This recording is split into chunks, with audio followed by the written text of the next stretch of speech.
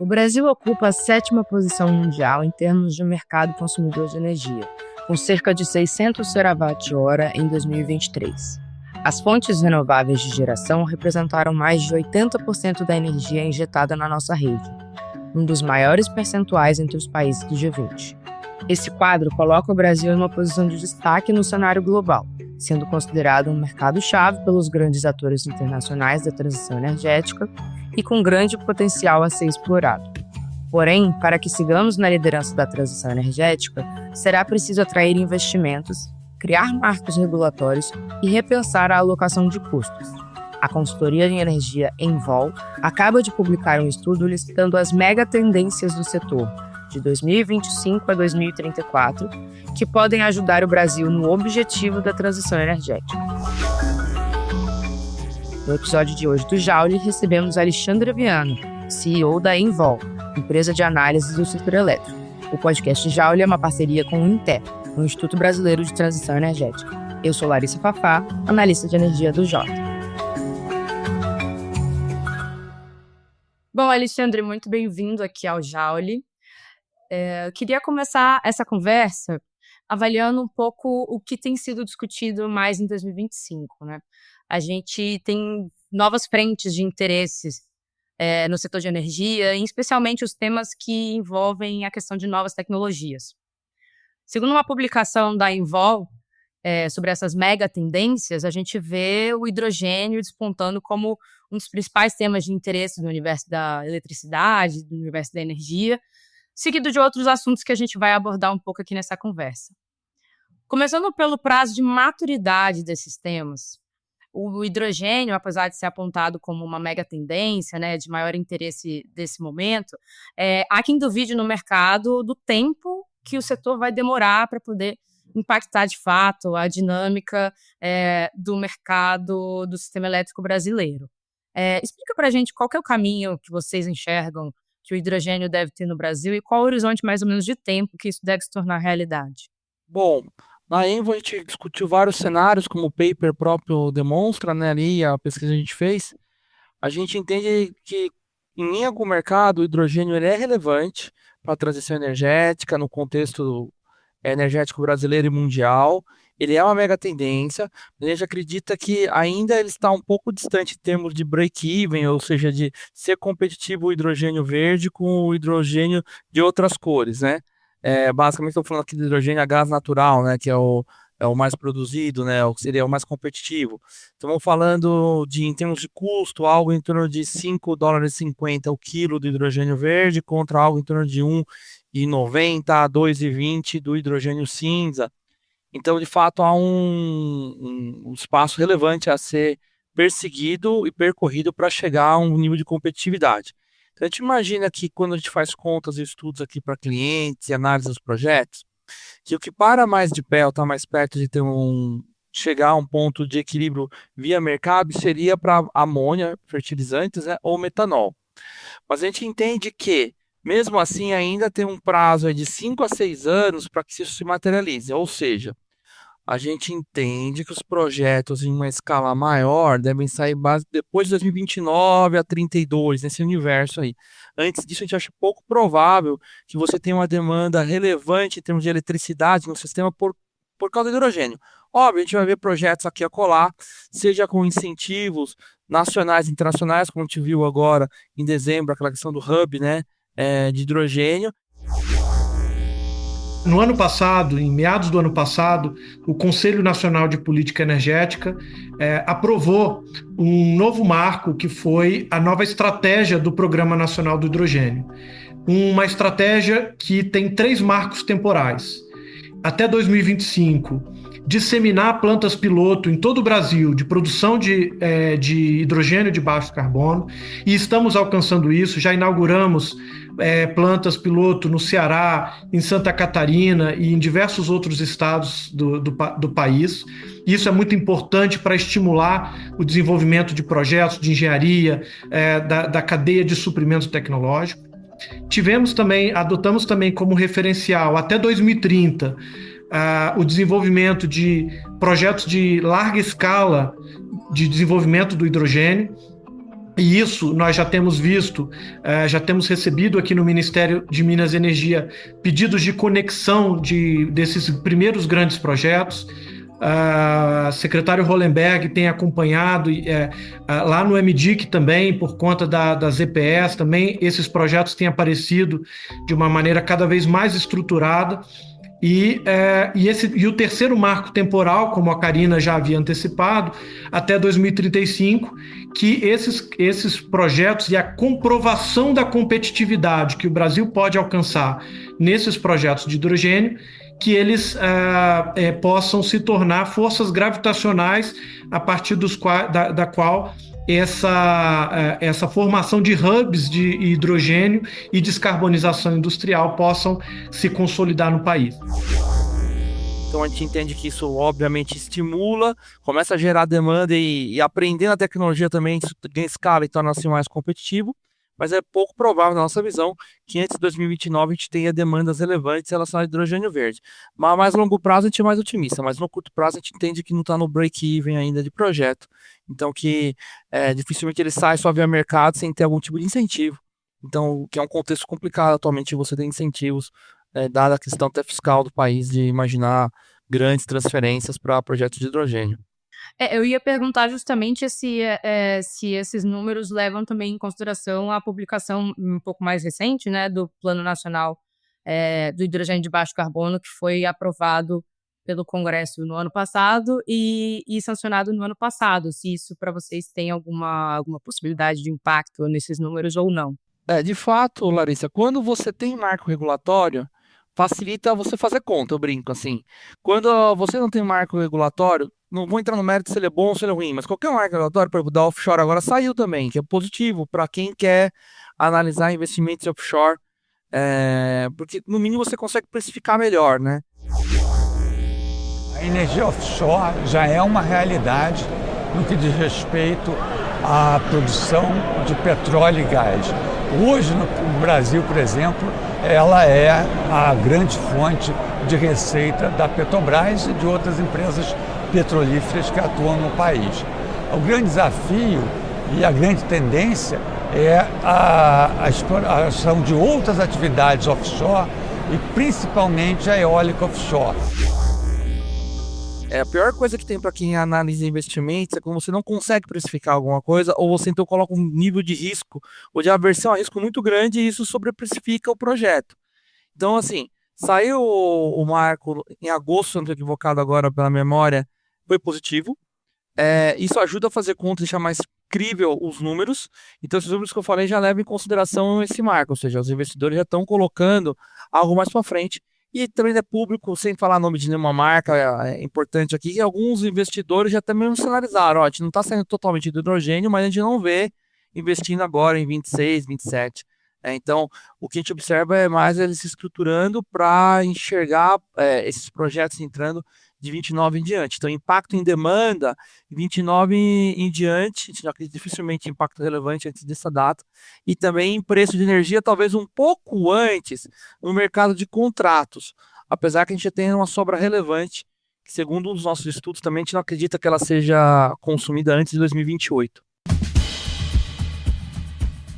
Esse podcast tem o apoio do Instituto Brasileiro de Transição Energética. O INTE é um think tank do setor energético formado por associações de classe dos segmentos de óleo e gás, energia elétrica, combustíveis e derivações. A gestão é autônoma e apartidária. E o objetivo principal do INTE é fortalecer um ambiente propício à discussão sobre energia no Congresso, oferecendo suporte técnico à Frente Parlamentar de Recursos Naturais e Energia.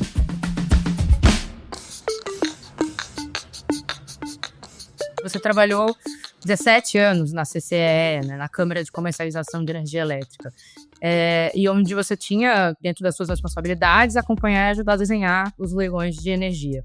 Esse ano a gente tem previsão de 2 leilões, né? 2 leilões novos, assim, não novos necessariamente, mas inovadores no país. O segundo leilão de reserva de capacidade e o primeiro leilão de armazenamento de energia, que a gente tem chamado de leilão de bateria. Qual que é a expectativa para esse tipo de leilão que vocês enxergam no Brasil? Você entende que bateria já é uma realidade aqui? Boa pergunta, Larissa. Assim, eu de fato trabalhei com leilões de um tempo, até um dos meus temas que eu estudei muito ao longo da vida e trabalhei, né? Tanto na CCE como também nas empresas onde passei, e agora na consultoria certamente é um assunto que te apoia muito os nossos clientes. Então, em termos da questão dos leilões, eu vejo como positivo você ter leilões de capacidade. Eu acho que o leilão de capacidade é algo que é aceito por todo mundo, porque o que o sistema necessita hoje é potência e não energia, então é necessário, né? E nós da Petrobras, nós estamos nos preparando para participar. Nós temos térmicas, né, disponíveis, que estão terminando o contrato, né, e que podem entrar nesse leilão. Então a gente está olhando, está analisando aí todo o material, né, da licitação, mas estamos otimistas, vamos entrar sem dúvida. Ele sempre é um leilão polêmico, não pelo lado da oferta, mas pelo lado da demanda, ou seja, os consumidores, isso em nível mundial, sempre questionam o nível de demanda que você vai ter, né? Então sempre tem um dilema ali que quem opera o sistema ainda tem que enfrentar, que é do lado da oferta, logicamente os geradores querem mais leilões de capacidade, porque eles podem viabilizar mais projetos, e do lado da demanda, do lado do consumidor brasileiro, ele sempre fala, poxa, mas tem que ser tanto, não pode ser menos, porque isso vai impactar no encargo. Mas é uma tendência mundial você ter leilão de capacidade. Então a discussão, logicamente, é ser de robustez técnica, de como que ele está sendo calculado a demanda ou não, mas eu entendo que no desenho de mercado moderno é meio que necessário você ter leilões de capacidade. A discussão talvez é do tamanho desse leilão da demanda. Então a gente espera no leilão de bateria um primeiro leilão como um teste, que é natural. A gente imagina que vai ter competitividade nesse leilão, porque baterias estão caindo substancialmente o seu preço, né? Você está falando ali, lógico, esses números do atual leilão vão mudar certamente, mas certamente o podcast vai ficar gravado, as pessoas falam, poxa, mas o Viana falou lá em janeiro, e quando chegar em maio, ou junho, ou julho, os números são diferentes, certo? Os números são diferentes. Mas estamos falando aí, em números de hoje, num range entre 160 mil a 200 mil dólares o megawatt, né? Então, se eu vou colocar um BES de 4 horas, eu multiplico isso por 4. Esse é um sistema de armazenamento de energia por baterias, também chamado de BES. BES de 4 horas porque a prática mundial, assim, para confiabilidade, é trabalhar com BES de 4 horas. Mas você pode trabalhar também com de 1 ou 2 horas, depende da aplicação que você vai fazer. Bom, mas sem entrar nos detalhes técnicos do leilão de bateria que ainda vão ser revelados, eu entendo que bateria tende a se tornar uma realidade mais presente a partir de 26. Ou seja, 25 já deve ter algo relevante de bateria, mas eu acho que em 26 e 27 ela pega mais tração. Por quê? Tá caindo o preço da tecnologia e após ter um primeiro leilão e uma inserção maior também no mercado livre para consumidor, você ganha escala, as pessoas aprendem a tecnologia. E ao ver o que aconteceu com GD, solar e eólica, quando se aprende com a tecnologia, o custo cai, né? Então há uma tendência de aprendizado. Então não vou dizer que estamos caminhando para ser uma realidade. Não é uma realidade consolidada. Eu acho que o leilão vai ser um grande empurrão para isso, porque ele cria demanda de utility scale, mas também a gente já viu com as outras tecnologias, quando tem um leilão que cria demanda, tudo vai junto, inclusive o Mercado Livre também se beneficia. Então eu entendo que deve ser relevante. E os leilões de capacidade normais, os tradicionais, vamos dizer assim, que você também perguntou, que são as portarias no final do ano e comecinho do ano, né? Essa é a primeira 31, se eu estou equivocado, depois dia 3, a que muda essa questão dos produtos. Eu imagino que ele vai ser um leilão grande, tá? Ele vai ser um leilão grande tanto em demanda quanto na competição. Do lado da demanda, por quê? A demanda tende a ser alta porque são vários produtos e é um período longo de tempo. Estamos falando de 2025 a 2030. E a gente, quando estuda o setor, você vê o ONS apontando eventualmente necessidade de potência em 26, e também tem projetos térmicos que tinham CCAR, os contratos de leilão regulado, que venceram ou vão vencer ao longo desse tempo. Então, só por isso, a gente imagina que já teria que ter uma contratação relevante para recompor esse parque térmico, que é preciso, o sistema não pode prescindir de boa parte dele, especialmente a térmica a gás, né, que é o que está no objeto do leilão, ele é fundamental para a operação segura do sistema, na minha opinião. E também você vai ter que adicionar mais térmica dado que você está colocando muito mais renovável. Então, não existe uma regra de ouro para todos os países de qual é o percentual de térmica para cada renovável que você está colocando. Mas, assim, o Brasil tem caminhado em torno de 11% a 15% nos estudos. O pessoal nosso e de outras consultorias, que também é entre 11% e 15% da capacidade total do parque gerador de térmicas. Então, assim, vai ser necessário também não só manter as térmicas no sistema, como comprar térmica nova. Então a gente imagina que os 2 leilões vão ser bastante movimentados, tá? Eu aposto mais, acredito mais até mesmo que no leilão tradicional essa competição vai ser maior do que no de baterias, mas o bateria também vai ser relevante. E falando aqui um pouco sobre transição energética, ela é uma das megas tendências setoriais que foi colocado ali no estudo da Envol. No Brasil, qual que você acha que é o desafio dessa transição? Porque como que a gente faz? A gente deixa de consumir mais poluentes? E tem a questão também do custo, né? Como que fica o custo dessa transição? Isso cabe no bolso do brasileiro? Uma das discussões relevantes, Larissa, sempre quando fala de transição energética, a questão do custo, né? E a questão intertemporal, porque ele vai acontecer, ou seja, quando eu digo ele vai acontecer intertemporal, porque ou eu vou pagar esse custo mais agora, ou eu vou pegar lá na frente muito mais alto, porque os impactos climáticos vão ser tão severos que eu vou ter perdas muito maiores do que se eu tivesse feito algo agora, né? Mas, obviamente, sempre é difícil a discussão, porque a gente, natural, como seres humanos em sociedade, a gente gosta de empurrar as coisas para frente. A gente evita tomar decisões, mas que envolve custos no curto prazo. Então, assim, a gente acredita na Envol que a transição energética vai ser... Já está em curso, na verdade, quando você olha, por exemplo, que no Mercado Livre, praticamente toda a compra de energia hoje é de renováveis, né? A comercialização varejista ela é 100% de energia renovável. E o consumidor livre, onde se classifica um consumidor varejista, quando ele opta em migrar para o Mercado Livre, ele está isento das bandeiras tarifárias. Então é uma proteção natural, o Mercado Livre, o pagamento das bandeiras.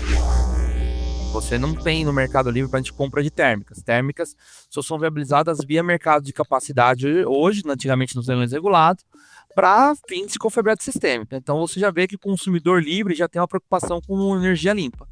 Aí também verifica essa mesma preocupação com o consumidor residencial, quando, por exemplo, ele tem condições de ter uma GD. Muitos, hoje, quando você conversa, não estão só vendo custo, quando eu estou falando residencial, tá? Muitos optam também por, não, estou gerando minha energia, o consumidor quer se sentir empoderado. A gente observa que a transição energética também tem uma questão de mindset de empoderamento do consumidor e da sociedade. Mas, assim, sobre o custo, o que eu imagino que vai acontecer? O GD já é uma realidade, a gente pode discutir se vai acelerar ou desacelerar, depende do que acontecer de marcos regulatórios, alterações ou não.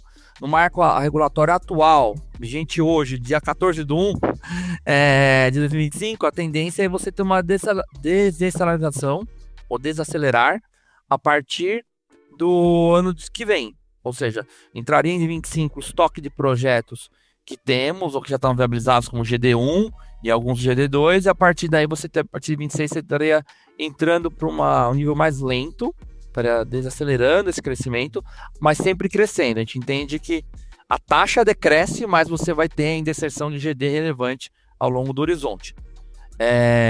Quando você fala das demais pontos de transição energética, o que é difícil no Brasil, tem alguns setores que o pessoal chama de hard to abate, né?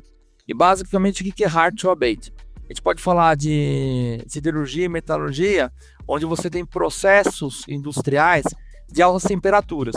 E a gente sabe que para substituição por eletricidade desses processos que demandam altas temperaturas, que são atingidas hoje por meio de combustíveis fósseis, especialmente gás natural, é complicado, porque uma regra de ouro, assim, entre 120 e 160 graus centígrados, você ainda consegue fazer troca de vapor ou queima de fósforo por eletricidade. Acima disso, não, tá? Por uma questão de materiais e tudo mais. Então, você tem um processo aí até mesmo de evolução dos materiais para que você possa fazer essa troca. Então, isso dificulta.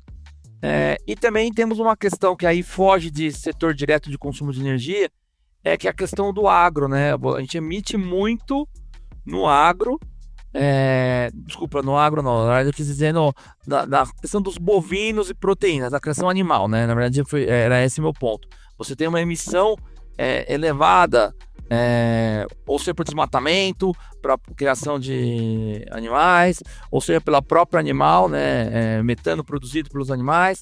Então você tem ali uma complexidade que aí passa por uma mudança de consumo, que aí eu acho bem mais difícil de conseguir.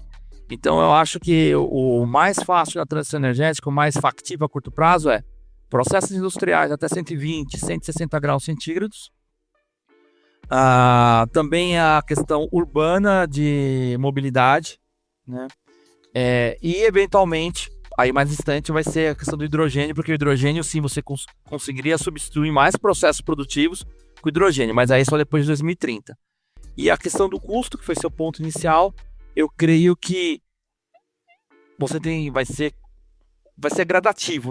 Você não vai conseguir de uma hora para outra colocar um custo alto, e você colocar no consumidor também de energia elétrica puro mais encargos, não tem mais espaço na tarifa.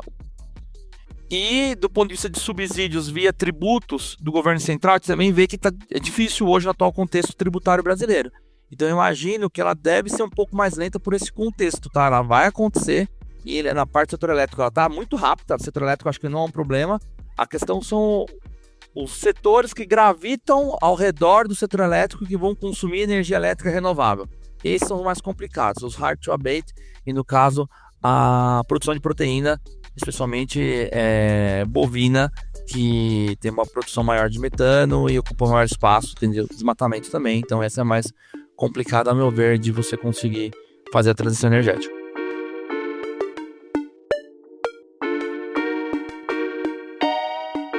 Você citou a questão de GD, né, tanto da questão da geração distribuída como a questão de eletromobilidade, né? Você não falou exatamente isso, mas a gente estava falando ali mais de carro elétrico, né? Como soluções ali que podem aparecer. Eu vi que vocês colocam isso no artigo de vocês, no documento de vocês, como recursos distribuídos, né? Se eu não me engano, eu acho que é esse o termo que vocês utilizam. Mas tanto a GD como os veículos elétricos também criam certas dificuldades de operação do sistema e também na alocação de custos desse sistema. Como que você enxerga que são, para esses dois específicos, quais são os principais desafios desses segmentos para poder evoluir? O teu ponto é interessante porque GD e carro elétrico são duas coisas vou colocar num guarda-chuva mais amplo, tanto da transição energética como de recursos energéticos distribuídos, bem palpáveis, as pessoas conseguem enxergar. Porque quando você fala de transição energética, muitas vezes vários elementos são meio abstratos. Quando você fala de hidrogênio, mesmo é abstrato, né, para muitas pessoas que não são do setor elétrico ou que não são dos setores industriais. Mas quando você fala de carro elétrico e GD é uma coisa muito concreta para todo mundo. Então, assim, pegando o ponto da operação do sistema, uma discussão que eu já provoquei, discuti muito, e também recentemente o operador, se não me engano, foi até o Alexandre Zucarato comentou numa entrevista que eu li, é a questão que te demanda discutir para breve, muito breve, o conceito de Distribution System Operator, DSO, que tem a ver com a digitalização de sistemas elétricos, que também está no nosso paper. Por que o DSO ele é relevante? Porque o DSO ele permitiria o ONS enxergar melhor, ou na verdade, enxergar como a agregação, dado que a distribuidora faria esse papel de ser um ONS local. Isso tem desafios para se implementar no Brasil, tanto do ponto de vista físico, quanto do ponto de vista regulatório, porque de algum modo, se a distribuidora vai prestar esse serviço, ela desejará ter uma remuneração adequada para isso. Ela já faz isso hoje, mas não de uma forma estruturada com essa figura regulatória do DSO. Então eu entendo que para endereçar isso, você deveria criar nos próximos anos uma regulação do DSO, remunerar a distribuidora para isso e permitir que esses recursos energéticos distribuídos pudessem, de algum modo, participar do mercado de energia. Então, exemplo, hoje o GD tem créditos. Seria interessante, eventualmente, você poder monetizar esses créditos e vender esses créditos, virar algo que eu pudesse transacionar.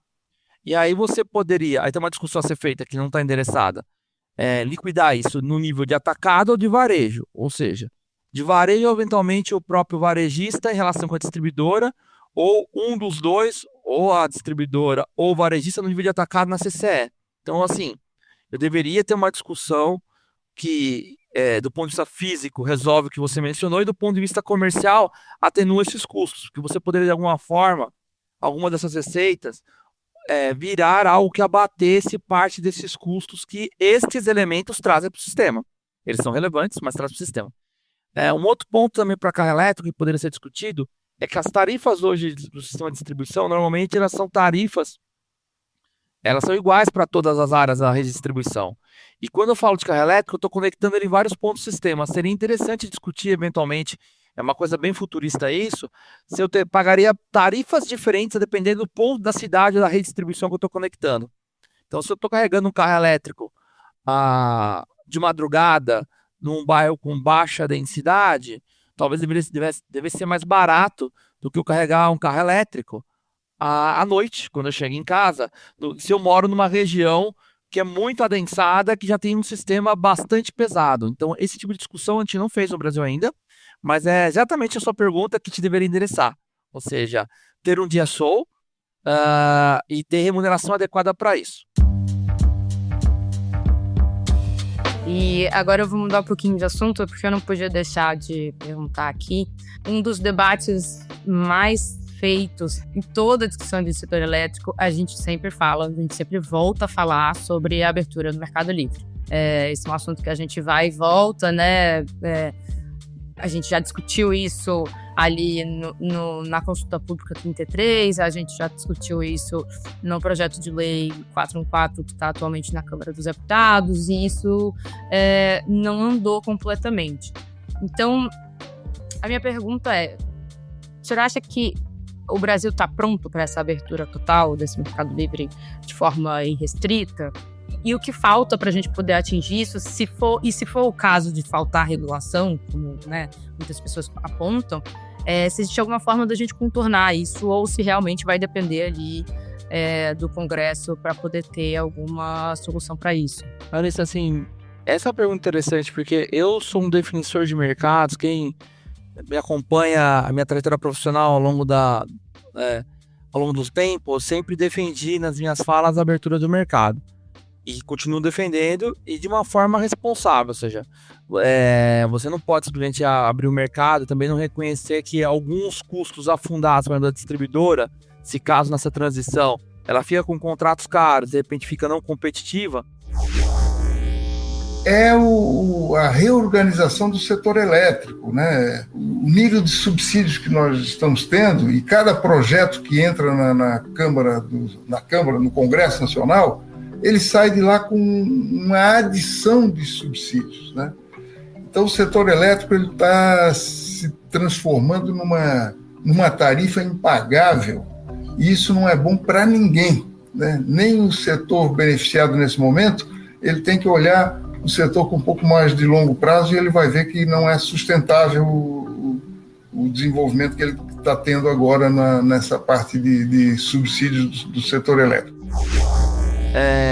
Quando vem nesse novo contexto de energia, de mercado da energia, que ela deveria ter uma compensação. Então, assim, eu entendo que você tem que fazer a abertura, mas você tem que reconhecer que teve players que jogaram de acordo com as regras do jogo ao longo dos anos do setor elétrico, e se houver alguma perda, desde que seguindo cálculos tecnicamente robustos e valores de mercado, você deveria ter uma compensação, que é o que o pessoal chama de encargo de transição. Basicamente, estamos falando de contratos legados mais caros do que o preço de energia atual, e que você eventualmente deveria ter algum rateio desse custo adicional. Se for por meio de encargo, de fato, já vai precisar de uma lei, né? Aí depende do Congresso, porque você não conseguiria, sem essa lei, fazer um novo encargo. Uma outra forma é você fazer isso de forma gradual, conforme os contratos vão decaindo ao longo do tempo, né? Então, os contratos vão decaindo, então é uma forma, só que uma forma muito longa, porque você tem contratos que vão até 2055, se eu não estou equivocado agora, o último deles, mas assim, até 2053 eu tenho certeza que tem, eu acho que depois de alguns leilões, alguns vão até 55, se eu estou equivocado. Ou seja, até a década de 50. Não é razoável a gente imaginar, num mundo que todo mundo usa aplicativo, todo mundo quer se empoderar, que você vai ter um mercado engessado, regulado, ou plenamente regulado até lá, 25 anos. Isso não é razoável imaginar. Se a gente abrir o mercado, mesmo com regulações graduais, nos últimos 25 anos, numa sociedade muito menos empoderada, não dá para imaginar que a gente não vai abrir esse mercado antes que isso. Então, eu acho que a discussão razoável é fazer como a gente acelera a discussão para ou aprovar uma lei no Congresso ou algo, um marco regulatório, para fazer essa transição rápida. Porque se você não fizer isso, a transição já está acontecendo. Na verdade, o mercado, de um modo informal, ele já abriu, porque as pessoas podem optar por GD. E quando eu opto por GD, ele já abriu, né? Então, as pessoas, as que têm condição, elas já estão migrando para GD. E é ótimo que usem GD quem pode usar. A questão é que tem um custo sistêmico. Eu parece que sou defensor de GD dentro de um contexto regulatório adequado, mas eu reconheço que existem custos, então a gente tem que discutir tudo isso de forma muito madura. Então, assim, as pessoas, se eu não abrir o mercado, que seria a forma mais eficiente de abertura, seria via uma competição via mercado e GD complementando, ela já aconteceu via GD primeiro e vai continuar acontecendo. Então, o consumidor, só que o problema deste caso é que só quem tem condições consegue acessar GD, não o consumidor de mais baixa renda, não. Então, assim, a minha ideia é nós deveríamos abrir o mercado rápido, né? Essa é a minha opinião. Tentar chegar em meio termos quando possível e também, se for o caso, encaminhar com uma regulação sim via Congresso para esse encargo de transição. Mas eu sou defensor que sempre que possível for avançar com a abertura do mercado, devemos avançar, porque não fazê-lo aumenta o custo de transição. Eu brinco, uma brincadeira que eu fiz várias vezes em vários fóruns, é igual quando a gente vai reformar a casa. Se eu não reformo a casa logo, vou demorando, vai ficando cada vez mais cara essa reforma. Então a reforma do desenho de mercado é a mesma coisa. Se eu vou demorando, a tecnologia e as pessoas vão fazendo por si só essa reforma. E aí quando eu tiver que reformar, vai ficar muito mais caro, porque eu vou ter um volume de contrato legado muito maior para endereçar. Então é melhor fazer logo do que fazer em 2030, que o custo vai ficar bem mais alto. Certo.